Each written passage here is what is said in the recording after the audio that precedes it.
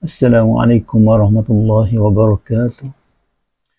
Pada video kali ini, marilah sama-sama kita cuba bincang sedikit tentang Perang Gaza Israel. Perang Gaza Israel telah bermula sejak 7 Oktober 2023. Saya rasa perang yang terpanjang dalam sejarah Gaza, perang yang menyebabkan kematian orang awam lebih dari 70,000 jiwa, perang yang telah menghancurkan hampir seluruh bangunan di Gaza.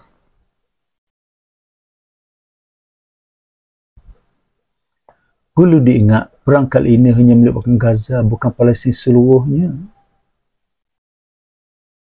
Mahmud Abbas nampaknya lebih suka Palestin terus dijajah untuk selama-lamanya.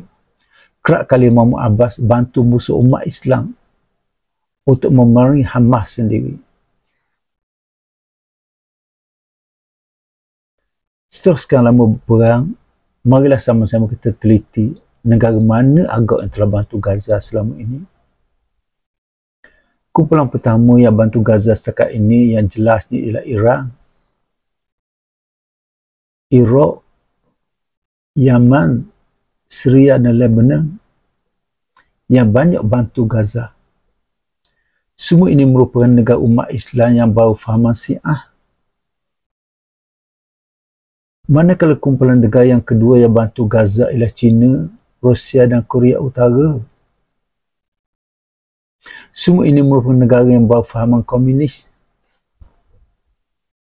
Terdapat kumpulan negara yang ketiga seperti Arab Saudi, Qatar, Turki, Morocco, Pakistan, Malaysia dan Indonesia yang sekadar bercakap,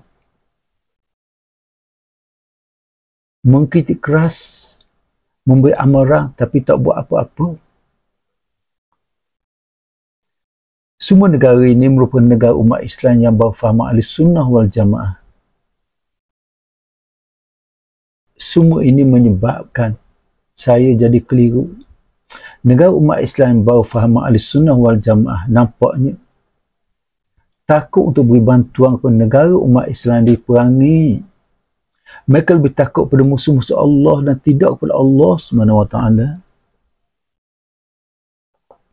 Ingatlah, jika ditakdirkan berlakunya perang besar di akhir zaman, di mana negara akan berpecah pada dua kumpulan, dua blok, agaknya kita akan berpihak ke mana?